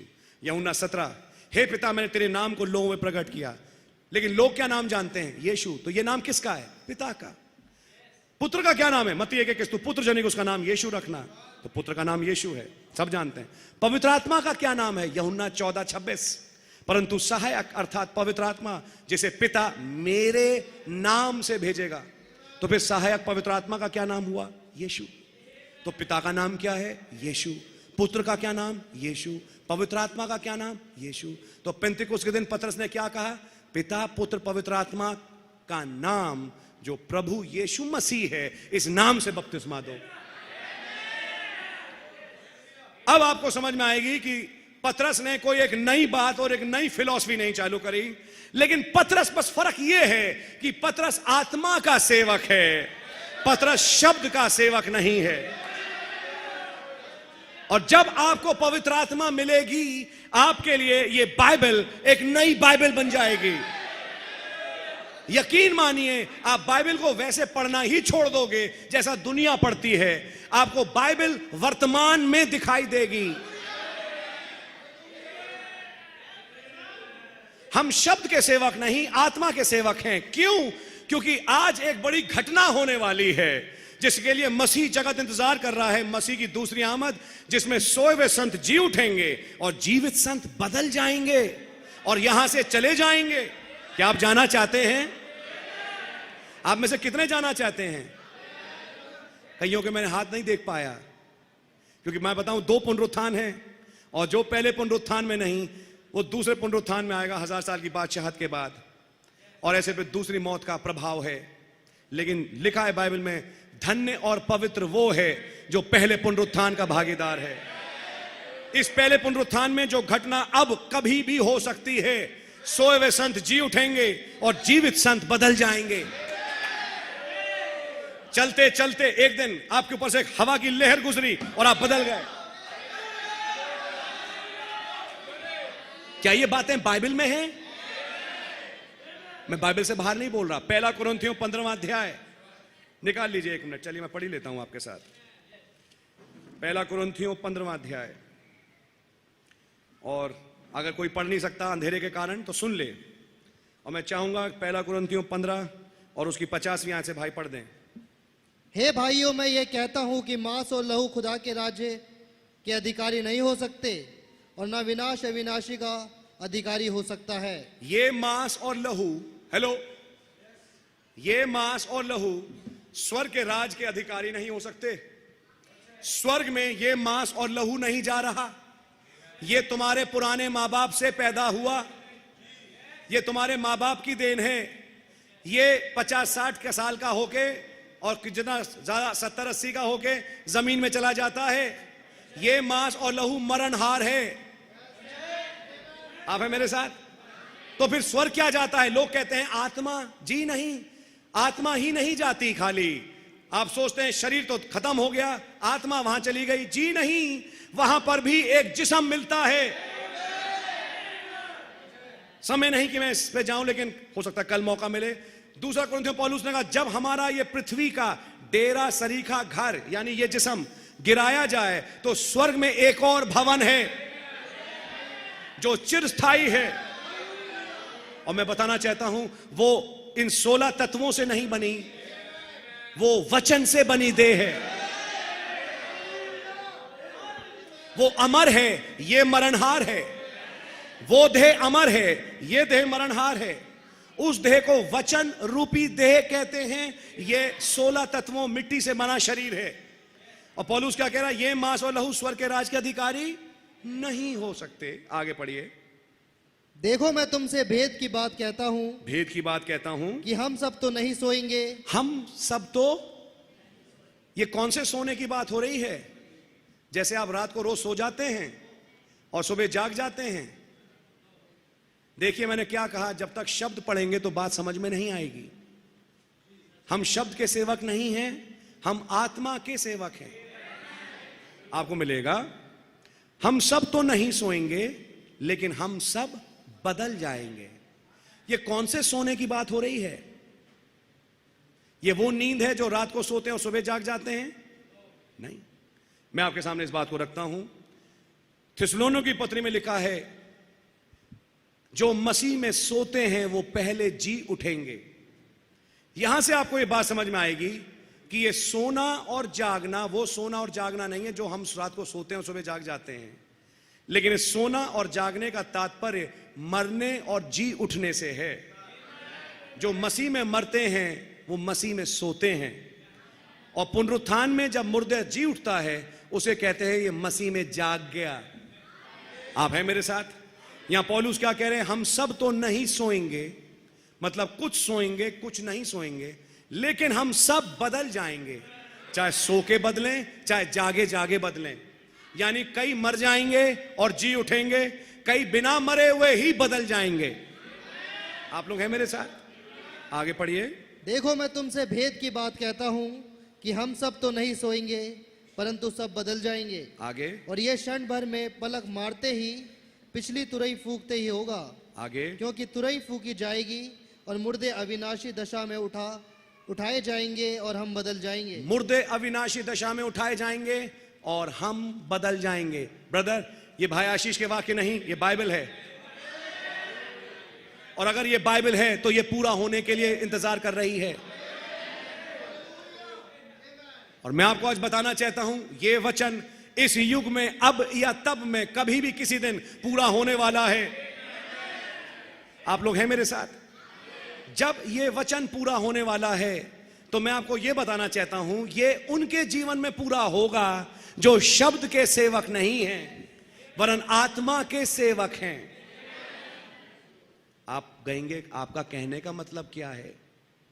कहने का तात्पर्य यह है, बाइबल में जो लिखा है वो समझने के लिए नहीं रखा गया।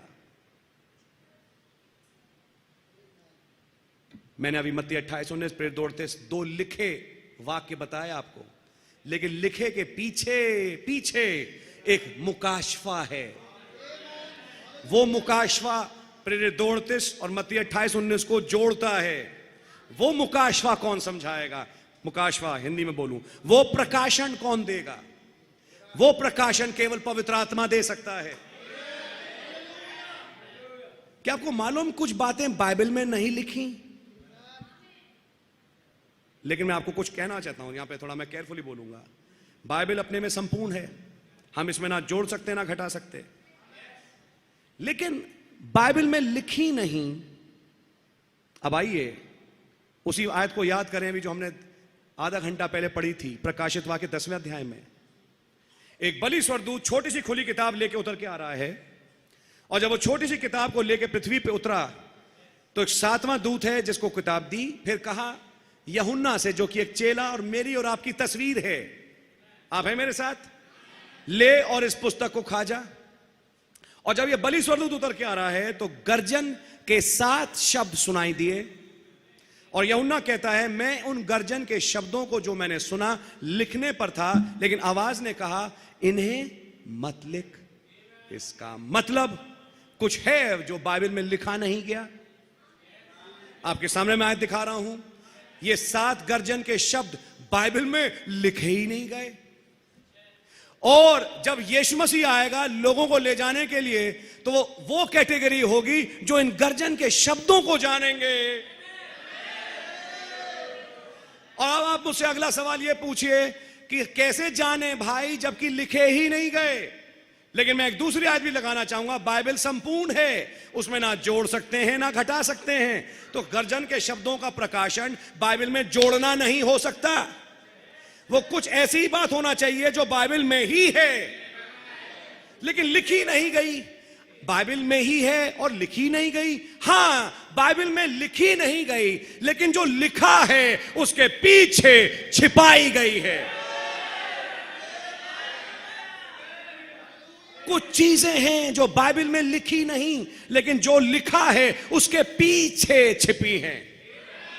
उदाहरण के तौर पे मुझे बताइए कि आपको मालूम कि अब्राहम और सारा जवान हो गए थे? बाइबल पढ़िए। समय निकलता जा रहा है, मैं जल्दी चलूंगा आपके साथ। क्या आपको मालूम अब्राहम और सारा जवान हो गए थे इसहाक को पैदा करने के लिए? बाय द वे, अब्राहम और सारा की कथा किन्होंने सुन रखी है? अब्राहम और सारा की।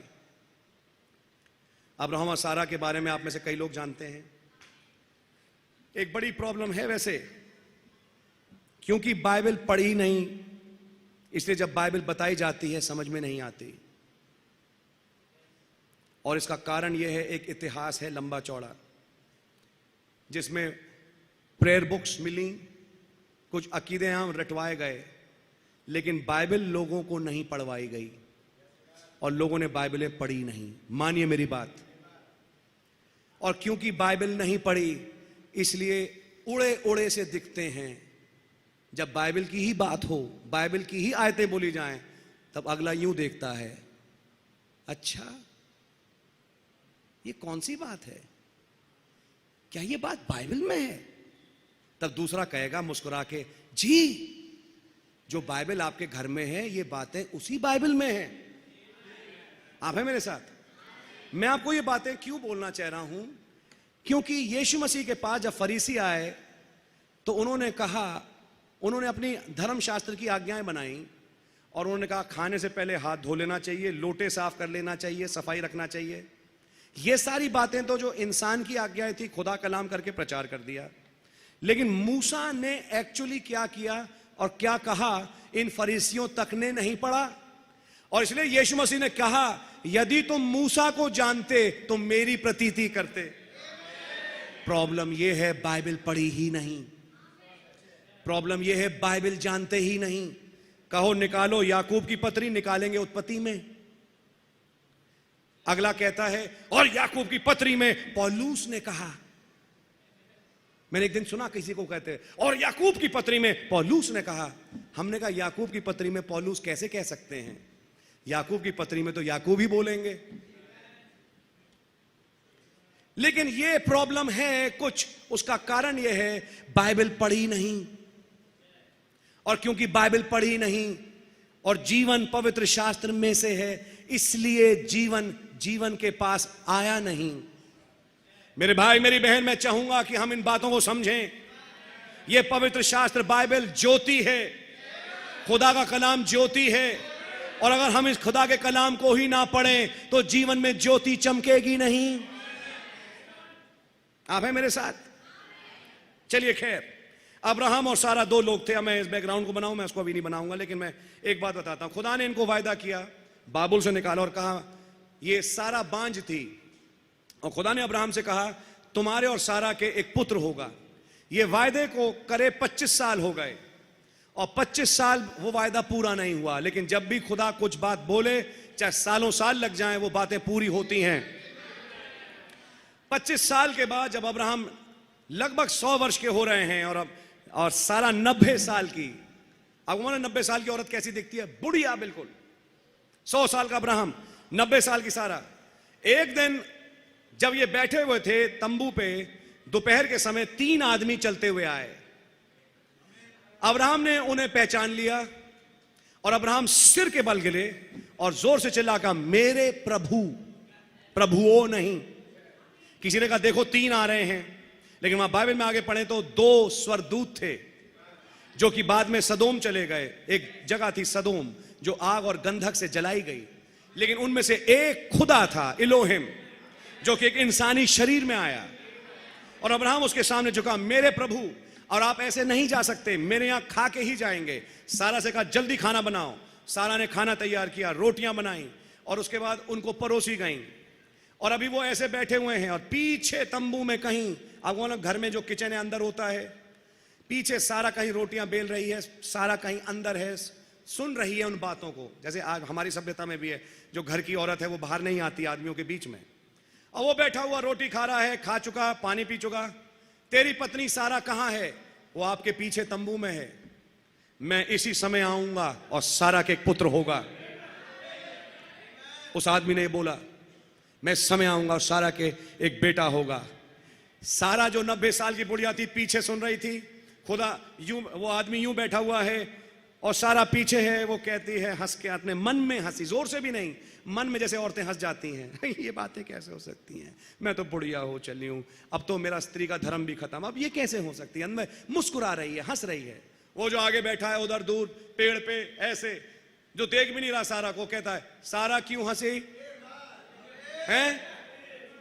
माफ करिए, सारा क्यों हंसी? वो जो पीछे तंबू में बैठी है अंदर, जो हंसी वो भी मन में, जोर से भी नहीं, वो चकरा गई, इससे कैसे मालूम मैं हंसी।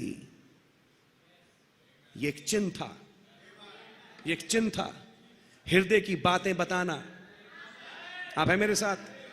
और ये काम इंसान नहीं कर सकता, ये काम खुदा ही करता है। आप है मेरे साथ? एक आम पहुनाई एक दूसरा रूप ले गई। वो तो सोच किसी आदमी को खिला पिला रहे, लेकिन नहीं मालूम वो आदमी कौन है। अब्राहम को मालूम था वो आदमी कौन है।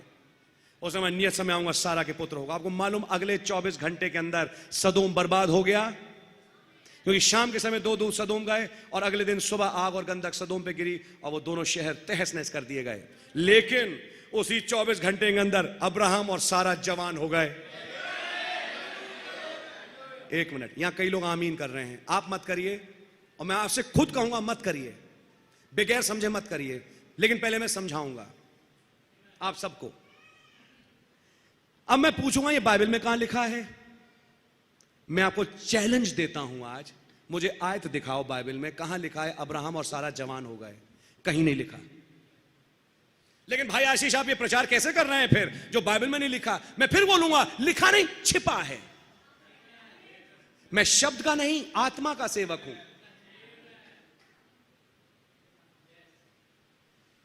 आपका क्या कहने का मतलब? आइए मैं बताऊं आपको।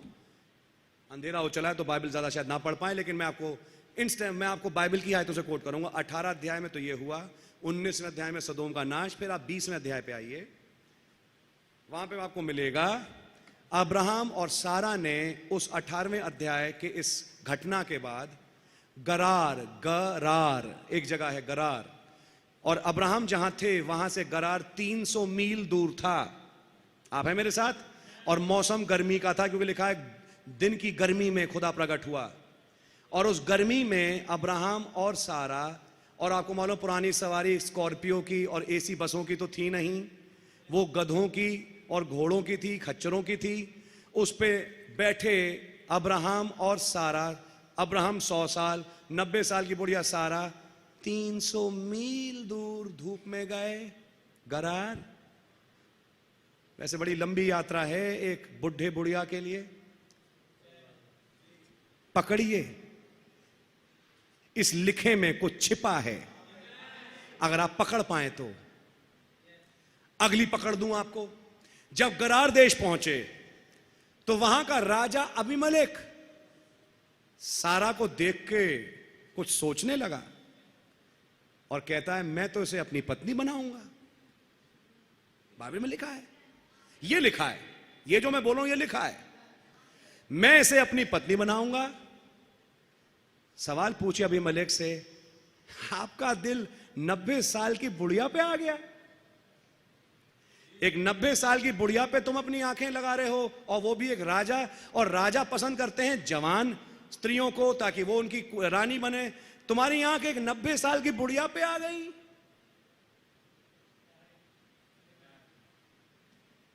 ये तो लिखा है, लेकिन इसके पीछे कुछ छिपा है जो केवल पवित्र आत्मा समझाएगा।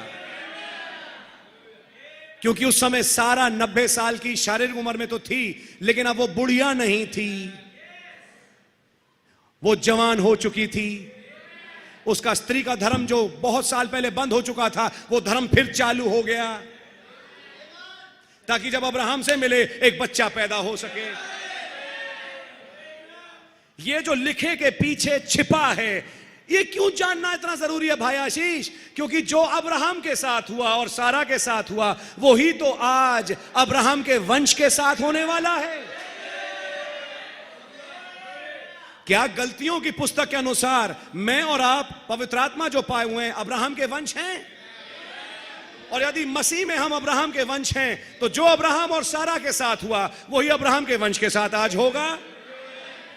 और क्योंकि उनके जिस्म जवान हुए, वो केवल एक तस्वीर थी एक युग के लिए जो आज है, कि आज कुछ लोग हैं, आज कुछ बुढ़े होंगे जो जवान हो जाएंगे, आज कुछ मुर्दे होंगे जो जी उठेंगे। आपकी समझ में आ रही है? एक बात कह के मैं बंद करूंगा। ये तो मैंने सिर्फ एक दो उदाहरण दिए, चलूं तो पूरी रात निकल जाएगी आपके साथ, जो मैं लगाना चाहता नहीं। आप लोग बड़ी दूर दूर से आए हैं। इतना ही काफी है। आज मैं आपके सामने एक बात रखूंगा और मैं विश्वास करता हूं आप समझेंगे। यीशु मसीह ने जब अपना मुंह खोला, एक बीज बोने वाला बीज बोने निकला, कुछ राह के किनारे, कुछ पथरीली भूमि पर, कुछ झाड़ियों में, कुछ अच्छी भूमि। लोगों ने, एक किसान, उसके हाथ में गेहूं और वो यूं जा रहा है, ये सोचना चालू किया। तब चेलों ने पूछा, ये जो आपने कहानी सुनाई इसका मतलब क्या है? तो यीशु मसीह ने समझाया, बोने वाला वचन बोता है। और मैंने तो गेहूं सोचा था प्रभु। तभी पतरस ने बोला, मैंने तो धान सोचा था प्रभु। तभी कहा, अरे प्रभु मैंने तो सोचा था कि कोई आम का बीज लिए जा रहा होगा। बोले, बेटे ये आम गेहूं की बीज की बात नहीं हो रही, मैं कह रहा हूं एक वचन बोया जाता है। और चार किस तो प्रभु ये भूमियां फिर क्या हुई? हम तो ये सोच रहे झारखंड के खेत होंगे। बोले, मैं इन खेतों की बात ही नहीं कर रहा बेटे, मैं बात कर रहा हूं लोगों की। इसका मतलब प्रभु जो आप कह रहे हैं, हमें उसमें से कुछ मतलब ढूंढना है। बोलते, हाँ मैंने पूरी बाइबल ही ऐसे ही लिखवाई कि बाइबल जो पढ़े सब ना समझें, लेकिन बाइबल के पीछे एक छिपा भेद है, और जो भेद समझेगा जीवन उसे मिलेगा। यीशु मसीह ने पतरस से कहा, मांस और लहू ने यह बात तुझ पे प्रकट नहीं करी, लेकिन स्वर्गीय पिता ने जो पवित्र आत्मा है प्रकट करी। और इस प्रकाशन की चट्टान पे मैं अपनी कलीसिया तामीर करूंगा, और अधोलोक के फाटक उस पे प्रबल नहीं हो सकते। ओ हालेलुया। माफ करें क्योंकि यहां पे कई कैथोलिक्स भी बैठे हैं, मैं आपका विरोधी नहीं हूं, आप मेरे बड़े प्यारे दोस्त और प्यारे भाई हैं, लेकिन मैं उस धर्म की बात कर रहा हूं जो 325 ईस्वी से चालू हुआ। 6 crore 80 lakh Roman Catholic church के रजिस्टर पे लिखा हुआ है, और वो मानते हैं। हमने मसीहों को, जो कहलाने वाले मसीह, जो कैथोलिक धर्म से एग्री नहीं करते, मार के खत्म किया। और बाइबल पढ़े प्रकाशित वाक्य 17 में, ये वो स्त्री है जो एक पशु पे बैठी है, एक प्याला लिए हुए, जो संतों का लहू पी के मतवाली है। उसका पता भी बताया, ये 7 सिर 7 पहाड़ हैं जिस पे ये औरत बैठी है। आज मुझे बताइए, स्त्री जो कलीसिया को दर्शाती है, कौन सी स्त्री है, कौन सी कलीसिया है जो 7 पहाड़ों के बीच में आज बैठी है? वो है वेटिकन, जो कि 7 पहाड़ों के बीच में बसा है। मेरा खुद का दोस्त गया रोम और वो देख के आया, और बाइबल में उसकी दशा एक अच्छे रूप में नहीं दी गई। और वो अकेली नहीं, उसकी बेटियां हैं, अर्थात केवल वो अकेली एक चर्च नहीं, और भी कई चर्चेस हैं जो उसमें से निकल के आए, जो उसके साथ जुड़े हुए हैं। लेकिन तब 18वें अध्याय में एक आवाज आई स्वर्ग से, नरक से नहीं, स्वर्ग से। और अगर स्वर्ग से आ रही है तो ये आवाज शैतान की नहीं, खुदा की है। अब वो कह रहा, आए मेरे लोगों, उस बाबुल में से निकल आओ, और उस स्त्री, उस भेद बड़े बाबुल के गुनाहों में सम्मिलित ना हो। कब तक हम दुविधा में पड़े रहेंगे मेरे भाई? मैं आपको इसलिए बोल रहा हूं ये बात, क्योंकि वो समय बहुत निकट है कि जब सील हो जाएगी फेट, यानी इधर जाएंगे इधर जाएंगे, ये डिसीजन बहुत जल्दी ये सील अप हो जाएगा। और मैं आपसे कहूंगा मेरे भाई मेरी बहन, आप डिसाइड कर लो आपने कहां चलना है, आपने किसके साथ चलना है। आप मेरे साथ मत चलिए, लेकिन मैं कहूंगा अगर वचन कुछ कहता है तो मेरे लिए भी जरूरी है और आपके लिए भी जरूरी है कि हम उस वचन की सेवकाई करें जो लिखा है। और इस रोमन कैथोलिक चर्च ने 6 करोड़ 80 लाख सच्चे मसीह मौत के घाट उतार दिए। Foxe's book of martyrs, Schmucker's glorious reformation, इन तमाम इतिहास की किताबों में इनके बारे में लिखा हुआ है। ट्रिनिटी का बैप्टिज्म कैथोलिक्स लेके आए, इन्फेंट बैप्टिज्म, बच्चों का बपतिस्मा कैथोलिक्स लेके आए, ये स्प्रिंकलिंग कैथोलिक्स का डॉगमा है। ये तमाम चीजें जो आज तमाम डिनोमिनेशन में पाई जाती हैं, यहां से चालू हुई। क्रिसमस 25 दिसंबर को है, ये उनके द्वारा चालू हुआ। ये तमाम बातें मैं आपसे वचन से ही बोल रहा हूं, और इसकी पुष्टि इतिहास कर चुकी है। मेरे को बड़ा आश्चर्य हुआ कि मेरी कई कैथोलिक से बात हुई, उन्होंने खुद मुझसे कहा कि जिस प्रकाशित 17 की औरत की आप बात करते हैं ना, वो हम हैं। वो खुद कहते हैं हम हैं। उनकी किताब है फैक्ट्स ऑफ आवर फेथ, उसमें ये चीजें दर्ज हैं। वो खुद बताते हैं कि हमारी किताबों में लिखा है कि हम ये प्रकाश 17 की औरत हैं। अगर है तो भैया फंसे क्यों हुए हो फिर? तो वो दशा तो अच्छी है नहीं। लेकिन एक तंत्र है, एक जाल है, एक बंधुआई है जिसमें लोग बंधे हैं। लेकिन खुदा ने कहा है मेरे लोग उस बाबुल से निकल आओ। मैं आपको बताना चाहता हूं मेरे भाई मेरी बहन, सब कुछ बहुत बढ़िया है, लेकिन सब कुछ प्राप्त करने के बाद अगर मुझे और आपको अनंत जीवन ना मिले तो सब कुछ एक तरफ रह जाएगा और वो अनंत जीवन एक तरफ रह जाएगा। आप हैं मेरे साथ?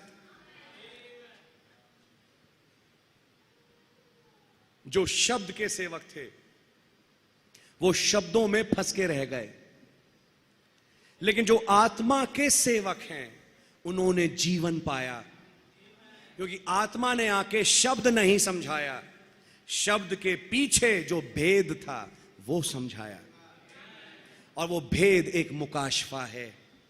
आइए मैं और आप इन बातों को समझें। वो एक मुकाशफा है और यीशु मसीह ने कहा इस मुकाशफे की चट्टान पे मैं अपनी कलीसिया बनाऊंगा। आप हैं मेरे साथ? बिना मुकाशफे के जीवन नहीं। तब एक दिन यीशु मसीह से खिंच के चेलों ने कहा तू क्यों सारी बातें दृष्टांतों में करता है? उसने कहा इसलिए कि वे सुनते वे सुने और ना समझें। आप चाहते नहीं प्रभु यीशु मसीह की सब आपकी बातें समझें? बोलते नहीं, सब मेरे हैं भी नहीं, इसलिए मैंने बातें ऐसे बोली हैं कि लोग सुने, लोग पढ़ें, लेकिन ना समझें। तो फिर प्रभु समझेंगे कैसे? बोलते उसके लिए तो वो पिता ही है, वो पवित्र आत्मा ही है, जिसकी समझ खोले तो उसकी समझ में आएगा। और मैं खुदावन का धन्यवाद देता हूं, आज कुछ आत्मा के सेवक हैं, कुछ शब्द के सेवक नहीं हैं। वो केवल लिखे पे नहीं जाते, लेकिन लिखे के पीछे एक मुकाशफा छिपा है, और वो मुकाशफा जो खुदावन ने इस बाइबल में छिपा रखा है, अगर आपकी जुबान पे लग गया, मैं आपको चैलेंज से कहता हूं, आप बाइबल के धुती बन जाओगे, आप दीवाने बन जाओगे इस बाइबल के, क्योंकि आपका मन नहीं करेगा इस बाइबल को बंद करने का, क्योंकि आपको ऐसी ऐसी चीजें इसमें दिखाई देंगी जो आपने जिंदगी में नहीं देखी। मैं आपसे चैलेंज से कहता हूं, आपने नहीं देखी होंगी जो इस बाइबल में है। इनफैक्ट इवन जो सारी घटनाएं आज हो रही हैं, सारी घटनाएं वो बाइबल में दर्ज हैं। मैं अगले चरणों पे खुदा रहम करे कल चलूंगा आपके साथ, लेकिन मैं विश्वास करता हूं आपको आज बैकग्राउंड पे कुछ समझ में आया होगा। एक शब्द की सेवकाई है और एक आत्मा की सेवकाई है। हम आत्मा के सेवक हैं, हम शब्द के नहीं। शब्द मारता है, आत्मा जिलाता है। शब्द सुनोगे मरोगे, क्योंकि शब्द का आप अपना मतलब अपनी अकल से निकालोगे, लेकिन जब पवित्र आत्मा आके शब्द के पीछे जो छिपा भेद है, रहस्य है, वो समझाएगा, तो वो आपको जीवन देगा।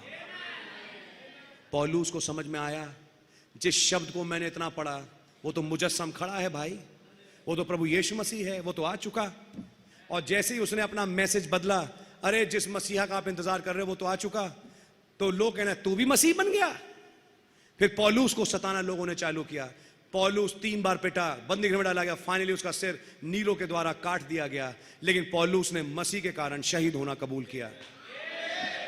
आज वो नाम संत पौलुस का अमर है।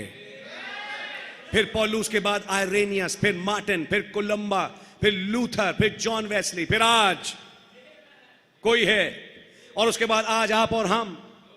खुदावन की आत्मा है जो सिखा रही है युगों युगों से अपने लोगों को।